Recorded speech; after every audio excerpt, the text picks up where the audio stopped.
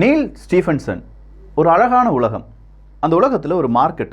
அந்த மார்க்கெட்டில் நிறைய பேர் ஏதோ வாங்கிட்டு இருக்காங்க. ஆனால் வாங்கக்கூடிய மனிதர்கள் உண்மையான மனிதர்களா அப்படின்னு பார்த்தா கிடையாது. அவங்க எல்லாருமே அவதார்ஸ், கார்ட்டூன் கேரக்டர் மாதிரின்னு வச்சுக்கோங்களேன். இது ஒரு புத்தகத்தில் இடம்பெற்றிருக்கக்கூடிய காட்சி. இந்த புத்தகம் எழுதப்பட்ட வருடம் 1992 நாவல். அந்த நாவலினுடைய பெயர் ஸ்னோ கிராஷ் அப்படிங்கிறது தான். ஸோ ஸ்னோ கிராஷ் அப்படிங்கிற ஒரு புத்தகம் 1992 எழுதப்படுது. ஒரு உலகம் தனியாக இருக்குப்பா, அந்த உலகத்தை ஆக்சஸ் பண்ணுறதுக்கு நீங்கள் ஒரு கண்ணாடி போட்டுக்கணும், அந்த உலகத்தினுடைய பெயர் மெட்டாவர்ஸ் அப்படின்னு சொல்லி அழைக்கப்பட வேண்டும். இதுதான் நாவலில் இருக்கக்கூடிய கண்டென்ட். இந்த கண்டென்ட் 2023 இவ்வளோ பெருசாக வரும் அப்படிங்கிறது இந்த நீல் ஸ்டீஃபன்சன் அவர்களுக்கு தெரியுமா தெரியாதாங்கிறதெல்லாம் நமக்கு தெரியாது. பட் இப்போ மெட்டாவர்ஸ் அப்படிங்கிறது ரொம்ப பெரிய அளவில் பூம் ஆகிட்டு இருக்கு. ஆல்ரெடி மெட்டாவர்ஸை பற்றி பேசியிருக்கோம், ஆல்ரெடி Web3 பற்றி பேசியிருக்கோம், கிரிப்டோ கரன்சியை பற்றி பேசியிருக்கோம், NFT பற்றி பேசியிருக்கோம், பிளாக் செயினை பற்றி பேசியிருக்கோம். இது Web3, மெட்டாவர்ஸ், பிளாக் செயின் எல்லாத்தையுமே உள்ளடக்கிய ஒரு பதிவு. அன்பு தமிழஞ்சங்களுக்கு தமிழ் பொக்கிஷத்தின் வணக்கங்கள்.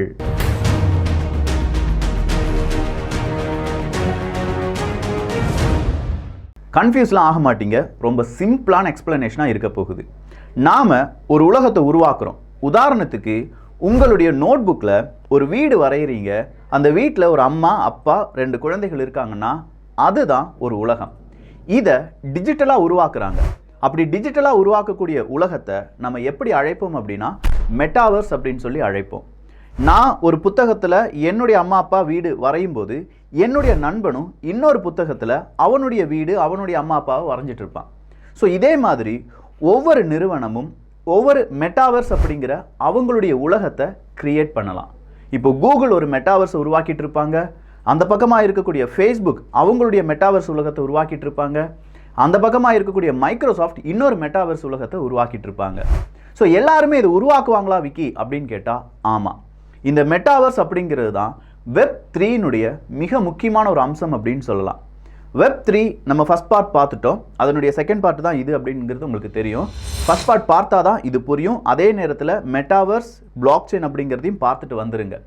ஸோ இந்த Web3 அப்படின்னு சொல்லும்போது நார்மலாக இப்போ நம்ம அமேசான் அப்படிங்கிறதுல இல்லாட்டி ஃப்ளிப்கார்ட்லலாம் போய் ஏதாவது வாங்கினோம்னா நம்முடைய பணம் அப்படிங்கிறத கொடுத்து வாங்குகிறோம். 1000 ரூபாய் என்னுடைய பேங்க் அக்கௌண்ட்டில் இருந்துச்சுன்னா 1000 ரூபாய் கொடுத்து நம்ம வாங்கிட்டு இருக்கோம்.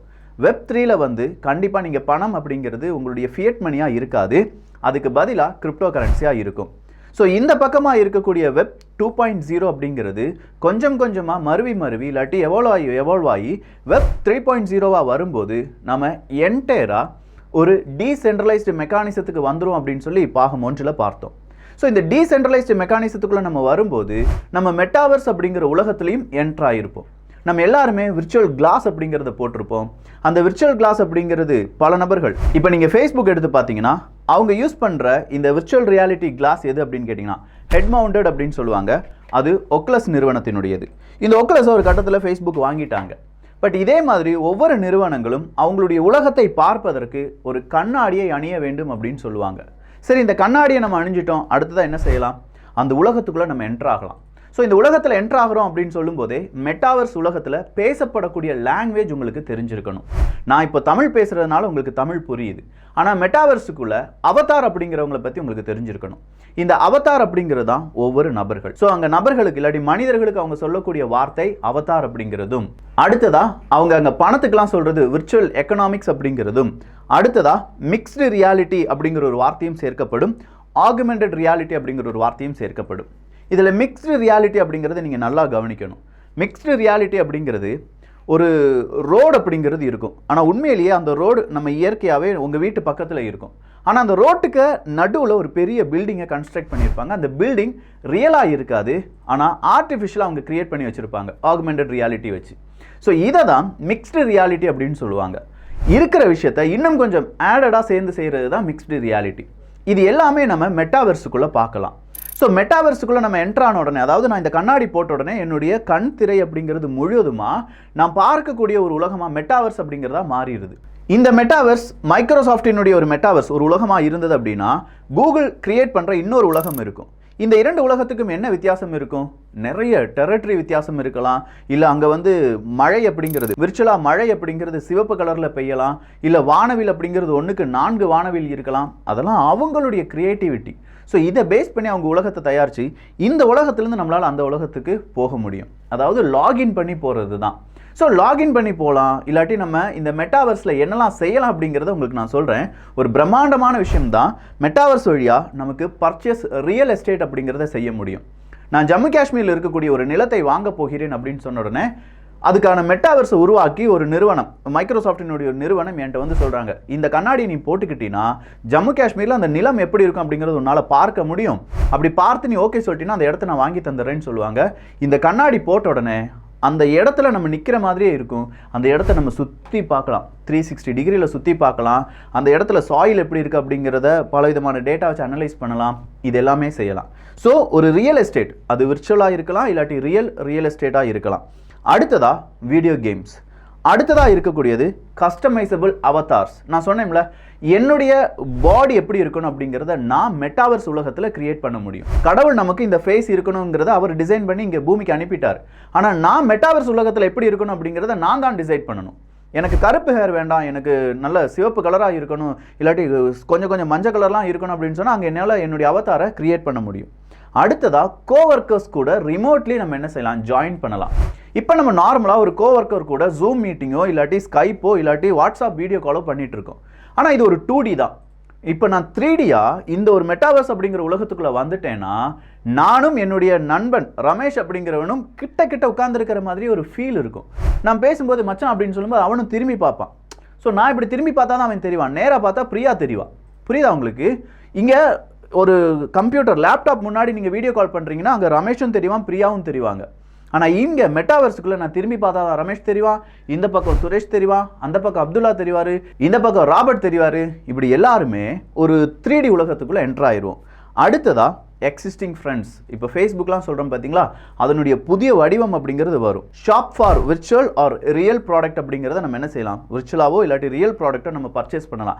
அமேசான் எல்லாமே மாறப்போகுது. ஈவெண்ட்ஸ், கல்யாணமாக இருக்கலாம், இல்லாட்டி யாராவது இறந்து போனால் அதனுடைய ஒரு ஈவெண்ட் எல்லாமே விர்ச்சுவல் ரியாலிட்டியில் வரப்போகுது. நீங்கள் அந்த இடத்துக்கு நேரடியாக போகணும்லாம் இல்லை. இப்போ ஜூம் மீட்டிங் வழியாக நிறைய கல்யாணம் நடக்குது அப்படிங்கிறதெல்லாம் நமக்கு தெரியும். நிறைய பேர் அதெல்லாம் செஞ்சிட்டு இருக்காங்க. பட் விர்ச்சுவல் ஈவெண்ட் அப்படிங்கிறதெல்லாம் ரொம்ப ரியலிஸ்டிக்காக மாறப்போகுது. விஆர் கேம்ஸ் விளையாடலாம். கெட் அ ஜாப், இந்த இடத்துல தான் கெட் அ ஜாப் அப்படிங்கிறது வருது. ஸோ மெட்டாவர்ஸ் அப்படிங்கிற ஒரு உலகத்தை நிறைய பேர் உருவாக்க ட்ரை பண்ணிட்டு இருக்காங்க. அதை எப்படி ஆக்சஸ் பண்ணலாம் அப்படிங்கிற பெரிய அளவுக்கான நிறைய ரிசர்ச் எல்லாமே நடந்துட்டு இருக்கு. இதில் நீங்களும் ஒரு ஜாபை அடைய வேண்டும். என்னெல்லாம் ஜாப் இருக்கு விக்கி அப்படிங்கிறது அடுத்த கேள்வி. ஒரு 3D கேம் டெவலப்பராக நீங்கள் மாறலாம். 3D கேம் டெவலப்பர் அப்படிங்கிறவங்களுக்கு அமெரிக்காவில் சாதாரணமாக ஒரு வருஷத்துக்கு கொடுக்கக்கூடிய சம்பளம் எவ்வளவு அப்படின்னு கேட்டிங்கன்னா ஒரு 76 லட்சம் ரூபாய். அதே இது நீங்கள் மார்க்கெட்டிங் ஸ்பெஷலிஸ்டாக இருந்தீங்கன்னா ஒரு 50-60 லட்சம் ரூபாய். ஏஆர் விஆர் சாஃப்ட்வேர் இன்ஜினியராக இருந்தீங்கன்னா கிட்டத்தட்ட 90 லட்சம் ரூபாய் இல்லாட்டி 1 கோடி ரூபாய் வரை உங்களுக்கு கிடைக்கும். ப்ராடக்ட் மேனேஜராக இருந்தீங்கன்னா அதுவும் ஒரு 80 லட்சம் ரூபாய். பிளாக் செயின் டெவலப்பராக இருந்தீங்கன்னா கண்டிப்பாக உங்களுக்கு 80 லட்சம் ரூபாய்க்கு மேலே கிடைக்கும். யூஐ யூஎக்ஸ் டிசைனராக இருந்தீங்கன்னா ஒரு $74,000, கிட்டத்தட்ட ஒரு 56 லட்சம் 60 லட்சம்னு வச்சுக்கோங்களேன். அடுத்ததாக ஹார்ட்வேர் இன்ஜினியராக இருந்தால் ஒரு 60-70 லட்சம் ரூபாய். இதெல்லாம் அமெரிக்காவில் கிடைக்கும் நான் சொல்கிறேன். ஏன்னா அமெரிக்காவில் இந்த மெட்டாவர்ஸ் அப்படிங்கிறத பற்றியில் நிறைய பேர் படித்து அவங்க ஸ்டடி பண்ணி அங்கே ஜாப் அப்படிங்கிறதெல்லாம் கொடுக்க ஆரம்பிச்சிட்டாங்க.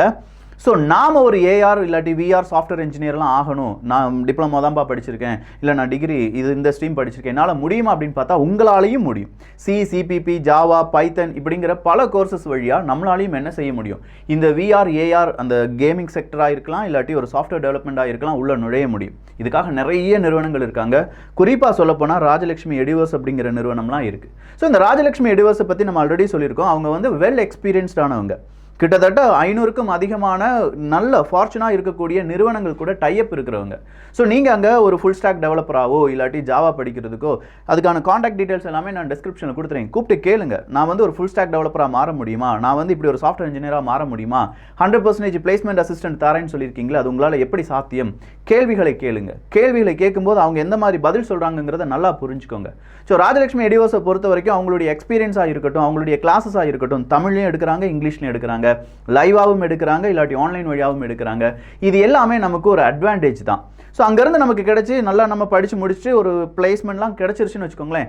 அதன் பிறகும் நீங்கள் என்ன செய்ய வேண்டியதாக இருக்கும்? படிக்க வேண்டியதாக இருக்கும். நான் நிறைய நேரத்தில் சொல்லியிருக்கேன், ஏன்னா நான் ஒரு சாஃப்ட்வேர் இன்ஜினியர் அப்படிங்கிற ஒரு காரணத்தினால் ஒரு சாஃப்ட்வேர் இன்ஜினியராக மாற வேண்டும், இல்லாட்டி விஆர் ஏஆர் டெவலப்பராக மாறணும், இல்லை ஒரு மார்க்கெட்டிங் எக்ஸிக்யூட்டிவாக ஒரு சாஃப்ட்வேர் ப்ராடக்ட்டுக்காக நீங்கள் மாறணும்னா தினசரி நீங்கள் படிக்கணும். இன்னைக்கு மெட்டாவர்ஸை பற்றி நம்ம பேசிட்டு இருக்கோம்னா நாளைக்கு வேறொரு டெக்னாலஜி பற்றி கண்டுபிடிச்சிருப்பாங்க, அதை பற்றி நம்ம பேசணும், அதை பற்றி நம்ம படிச்சிருக்கணும். இப்போலாம் சிஎம்பி அப்படிங்கிற ஒரு ப்ரோக்ராம் வெளிநாடுகளில் ரொம்ப ஃபேமஸாக மாறிட்டு இருக்கு. கொஞ்சம் நாடுகளில் தான், இன்னும் 2 வருஷத்தில் அதெல்லாம் ரொம்ப பீக்கில் இருக்க போகுது. சர்டிஃபைடு மெட்டாவர்ஸ் ப்ரொஃபஷனல் அப்படிங்கிறது தான். ஸோ சர்டிஃபைடு மெட்டாவர்ஸ் ப்ரொஃபஷனல்ஸ் அப்படிங்கிற இந்த சர்டிஃபிகேட்லாம் நம்ம வாங்கிட்டோம்னா அடுத்த தலைமுறைக்கு என்ன வேணும் அப்படிங்கிறது தீர்மானிக்க போகிறது நீங்களாக தான் இருப்பீங்க. சரிப்பா, இதுக்கு ரெஸ்யூமை ப்ரிப்பேர் பண்ணணும், சாஃப்ட் ஸ்கில்லை டெவலப் பண்ணணும், இது எல்லாமே ராஜலட்சுமி எடிவர்ஸில் செய்வாங்களா அப்படின்னு பார்த்தா இதையும் அவங்க செய்வாங்க. ஸோ எல்லாத்தையும் கம்ப்ளீட்டாக தெரிந்து கொள்வதற்கான details, contact details, WhatsApp number எல்லாத்தையுமே நான் டிஸ்கிரிப்ஷனில் கொடுத்துருக்கேன்.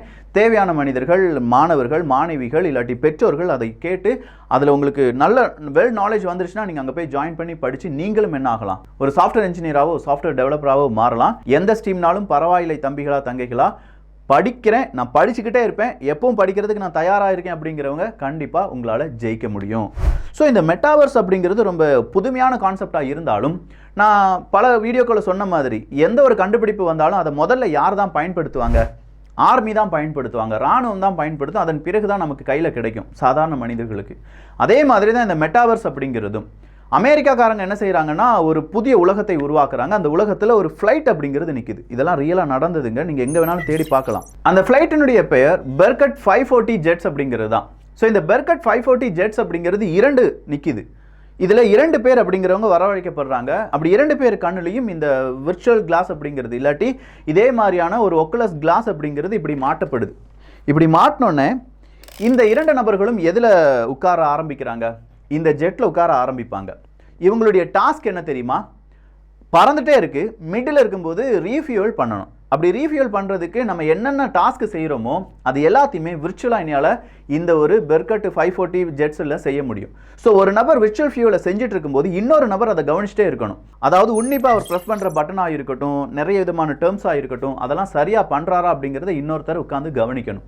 இந்த ட்ரைனிங்கை அமெரிக்கா கொடுத்துட்ருக்காங்க. இது நான் சொல்கிறது சாதாரண ஒரு ட்ரைனிங்.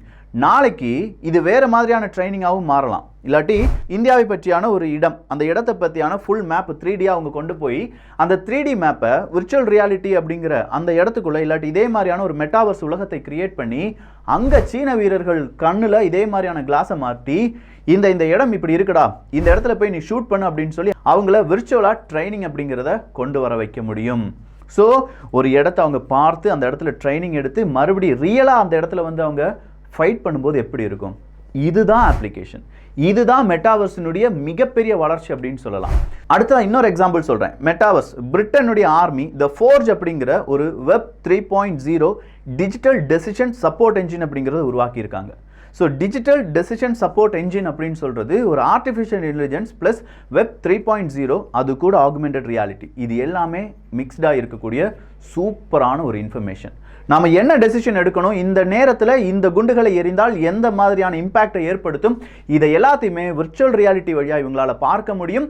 அவங்க செய்கிற மாதிரியே இன்னொரு ரோபோட் என்ன செய்யும்னா அப்படியே தூக்கி எறியும். ஸோ நான் இங்கே என்ன செய்கிறனோ விர்ச்சுவல் ரியாலிட்டியில் இல்லாட்டி மெட்டாவர்ஸ் அப்படிங்கிற இந்த உலகத்தில் நான் என்ன செய்கிறனோ அதே மாதிரியே செய்கிறதுக்கு இன்னொரு ரோபோட்டை நான் கீழே அனுப்பி வச்சிருப்பேன், இல்லாட்டி பேட்டில் ஃபீல்டுக்கு அனுப்பி வச்சிருப்பேன். பேட்டில் ஃபீல்டில் அந்த ரோபோட் செய்யும்.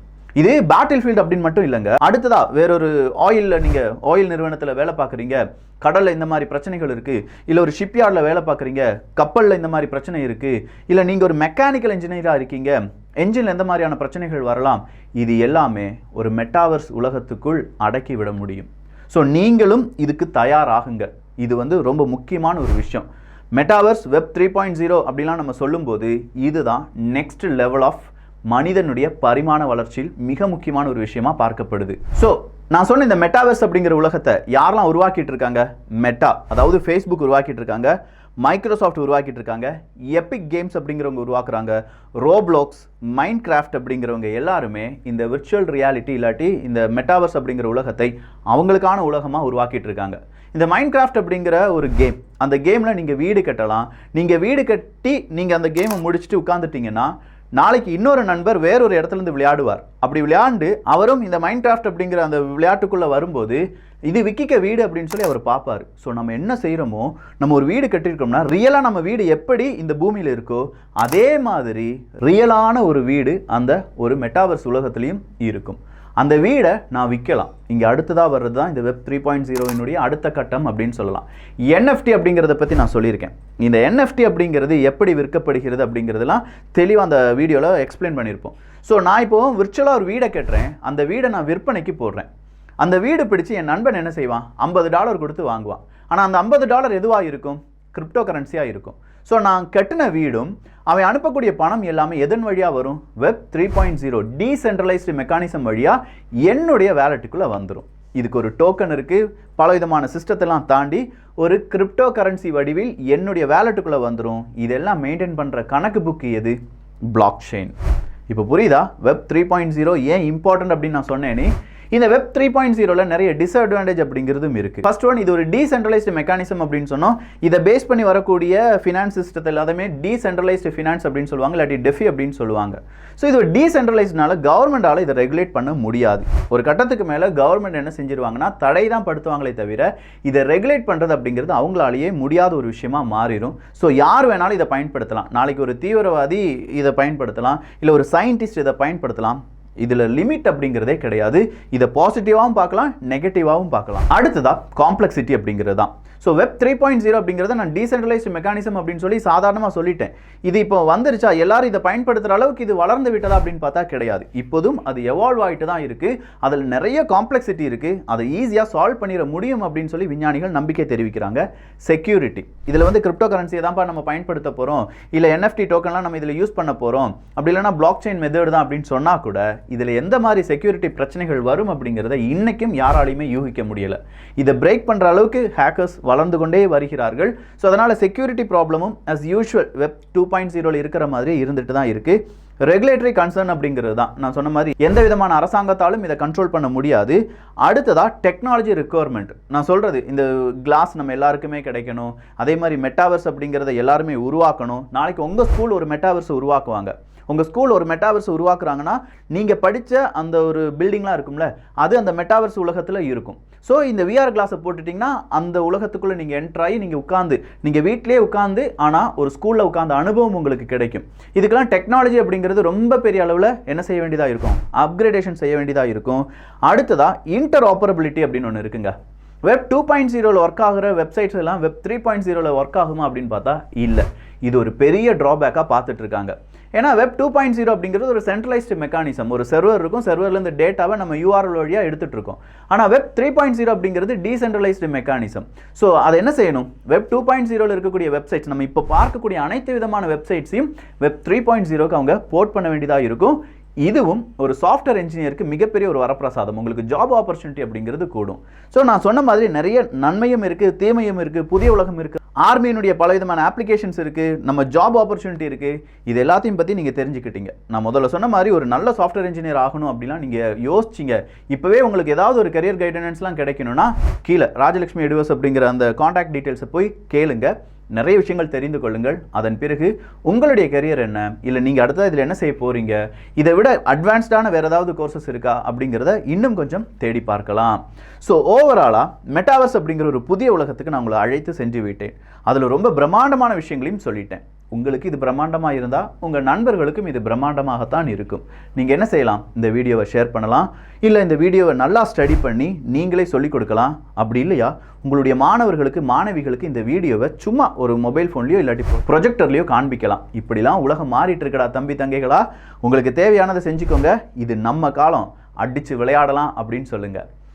நல்லதை பகிர்ந்து ஷேர் பண்ணி நல்ல சமுதாயத்தை உருவாக்குவோம். நன்றி, வணக்கம்.